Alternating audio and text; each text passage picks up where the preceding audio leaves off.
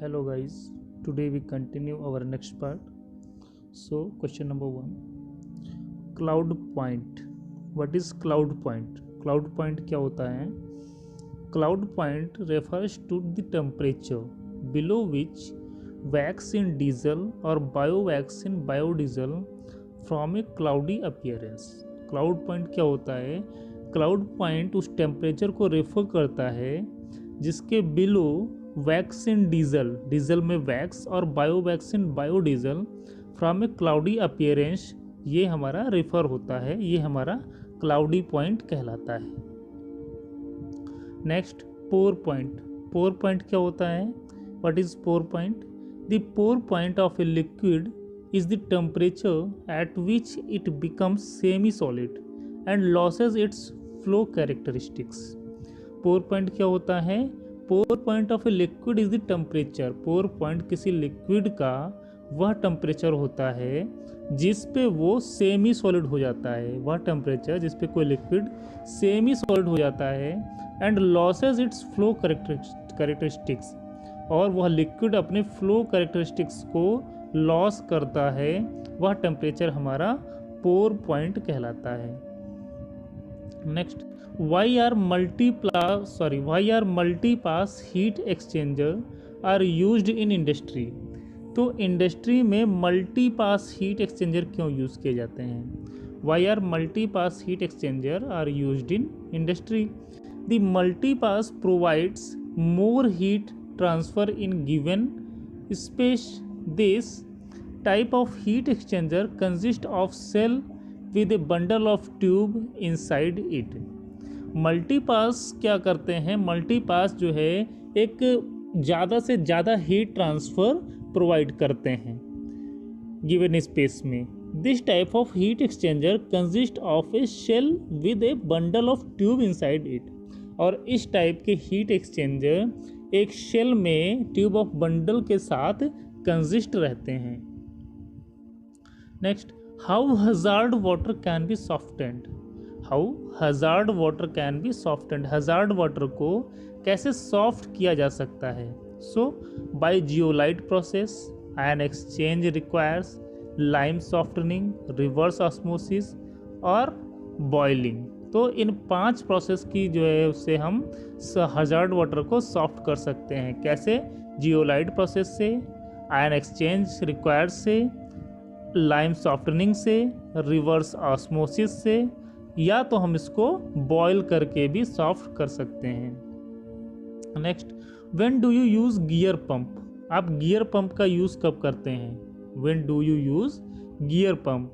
The gear pump is commonly used in chemical industry for handle high viscosity liquid including molasses, paints and ग्रीसेस.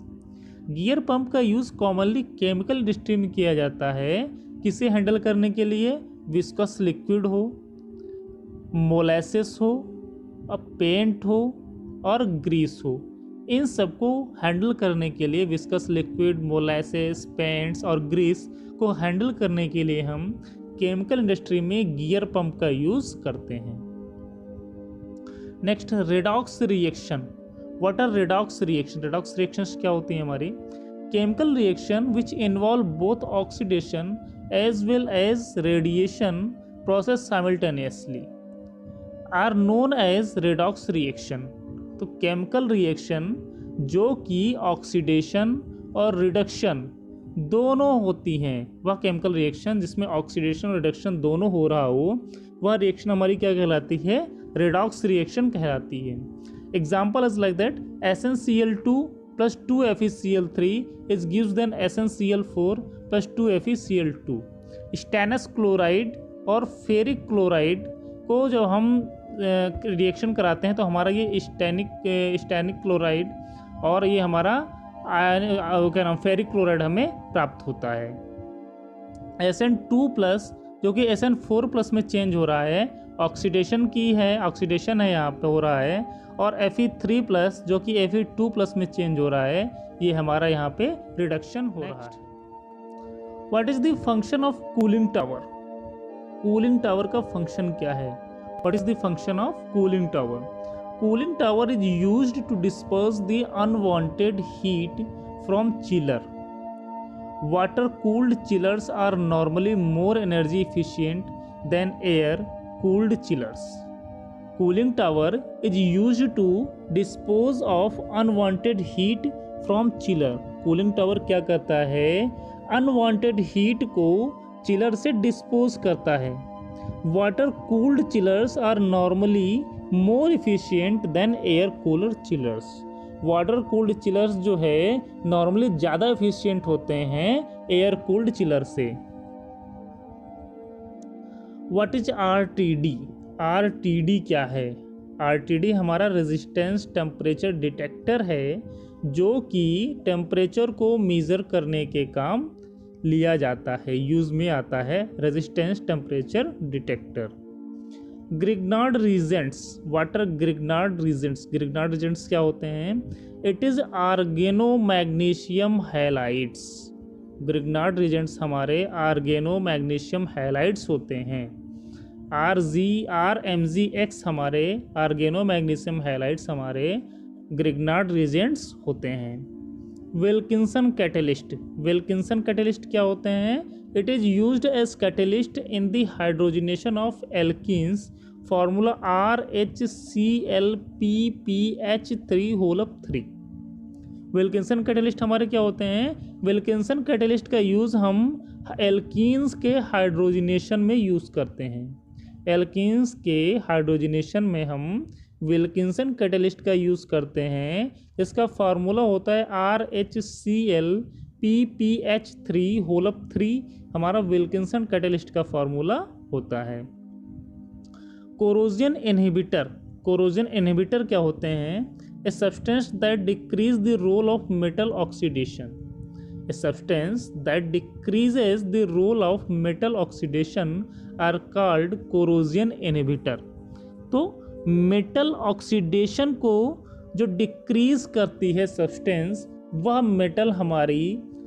वह substance हमारा corrosion inhibitor कहलाता है. Shear stress. Shear stress क्या होता है? Shear stress is the stress external force acting on an object और surface parallel to the slope और plane. Shear stress एक स्ट्रेस होती है, एक एक्सटर्नल फोर्स होता है जो कि किसी ऑब्जेक्ट और सरफेस के पैरेलल लगता है. स्लोप और प्लेन के पैरेलल जो लगता है, जो स्ट्रेस लगती है, जो एक्सटर्नल फोर्स लगता है, वह हमारा शियर स्ट्रेस कहलाता है. इसका फॉर्मूला होता है tau is equal to F/A, जहाँ पे F हमारा फोर्स अप्लाइड होता है और A हमारा cross sectional area of the material होता है. Shear strain. शियर स्ट्रेन क्या होता है? Deformation of solid due to stress. Deformation of solid due to stress हमारा शियर स्ट्रेन कहलाता है. इसका फॉर्मूला होता है epsilon is equal to DI/I0, जहाँ पे DI हमारा क्या है? Change of length. लेंथ में जो चेंजेस होता है उसे हम DI से रिप्रेजेंट करते हैं और I0 हमारा जो है इनिशियल लेंथ होता है. I0 is our initial length. Ternary compound. What is ternary compound? Ternary compound क्या होता है हमारा? A chemical compound that is made up of 3 different elements. एक केमिकल कंपाउंड जो कि 3 डिफरेंट एलिमेंट से बना होता है, वह हमारा टर्नरी कंपाउंड कहलाता है. Salt. Salt is a chemical compound which is obtained by neutralization of acidic and basic substance. Salt एक केमिकल कंपाउंड है जो कि ऑब्टेन होता है by neutralization of acidic and basic substance. Acid और बेसिक सब्सटेंस के न्यूट्रलाइजेशन से जो कंपाउंड हमें प्राप्त होता है वह हमारा साल्ट कहलाता है, नमक कहलाता है. Osmosis process. ऑस्मोसिस प्रोसेस क्या होती है हमारी? Osmosis process the process by which solvent molecules of solution move from higher concentration to lower concentration through a semi permeable membrane. It is called osmosis process. The process by which solvent molecule of solution move from higher concentration to lower concentration through a semi permeable membrane, it is called osmosis process. तो वह process जिसमें किसी solution के solvent के molecule higher concentration से lower concentration की ओर move करते हैं through a semi permeable membrane. Semi permeable membrane के थ्रू हायर कंसंट्रेशन से लोअर कंसंट्रेशन की ओर मूव करते हैं सॉल्वेंट्स मॉलिक्यूल, वह हमारी क्या कहलाती है? ऑस्मोसिस प्रोसेस कहलाती है। Difference between mild and stainless steel. Mild और स्टेनलेस स्टील में क्या डिफरेंस होता है? तो the most basic difference between mild steel and less steel is in their composition. तो सबसे बड़ी चीज़ है कि माइल्ड स्टील और स्टेनलेस स्टील में जो मेन डिफरेंस है वो डिफरेंस है उनके कंपोजिशन का। Mild steel is made from a combination iron and carbon.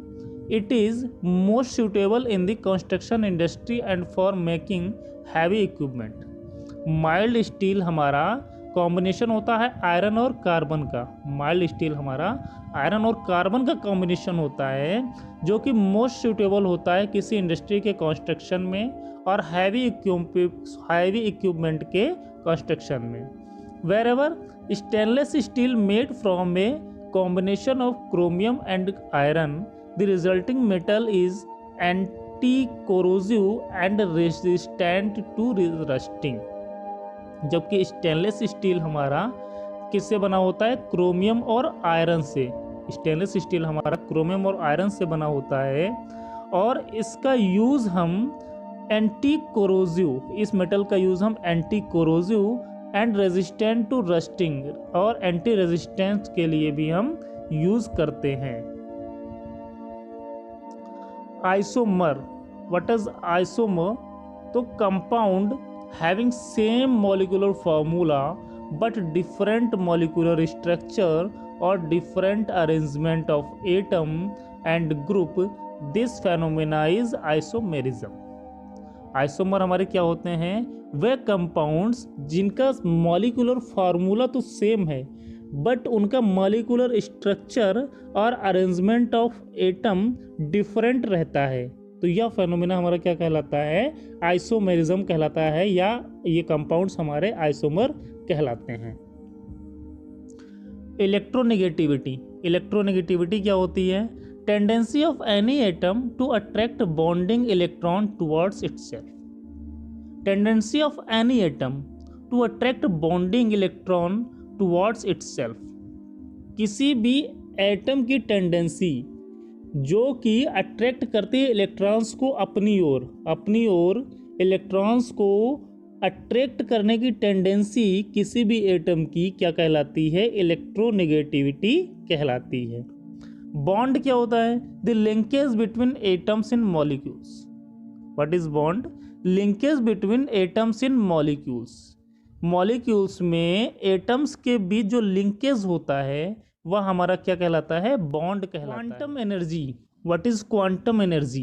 N energy required to break the bond between an atom और an element. An energy required to break the bond between an atom और an element. वह energy जो कि हमें require होती है किसी atom और किसी एलिमेंट में बॉन्ड को ब्रेक करने के लिए, वह हमारी कौन सी एनर्जी होती है? क्वांटम एनर्जी होती है। Buffer solution. What is buffer solution? A solution that shows resistance towards change in pH value.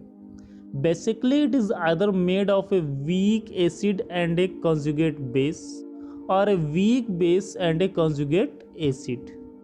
Buffer solution क्या होता है? A solution that shows resistance towards change in pH value. एक solution होता है जो कि रेजिस्टेंस शो करता है pH वैल्यू के चेंजेस में। बेसिकली ये किसका बना होता है? या तो ये वीक एसिड और एक कंजुगेट बेस से बना होगा, या तो वीक बेस और एक कंजुगेट एसिड से इसका मेडअप होता है। Which is more acidic, H2SO4 और HNO3? वाई? H2SO4 और HNO3 में कौन ज़्यादा एसिडिक है और क्यों? सो H2SO4 is our more acidic because H2SO4 contain 2H plus ion. When H2SO4 dissolve in water, it's give 2H plus ion. Due to the ionization of its get acidic.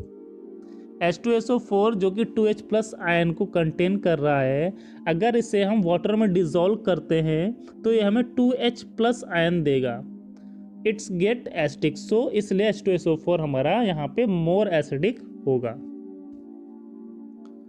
Y atomiser is used in spray dryer? Atomiser का use हम spray dryer में क्यों करते हैं? Why atomiser is used in spray dryer? Atomiser is device which convert the liquid into tiny droplets. Atomiser एक device है जो कि लिक्विड को टिनी ड्रॉपलेट्स में कन्वर्ट करता है, इसलिए हम एटमाइजर को स्प्रे ड्रायर में यूज करते हैं. Batch process. What is batch process? Batch process में क्या होता है ये देखते हैं. Concentration of feed is decreasing with time. Feed की जो कंसंट्रेशन होती है वो बैच प्रोसेस में टाइम के साथ साथ डिक्रीज होती रहती है, कम होती रहती है. Next, feed will not continuously charge.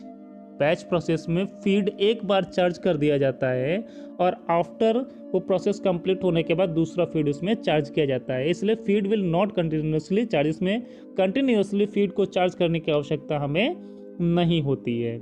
Labour requirement is more. Batch process में लेबर रिक्वायरमेंट हमें ज़्यादा होती है, लेबर रिक्वायरमेंट हमें की आवश्यकता हमें ज़्यादा पड़ती है. Time must be require.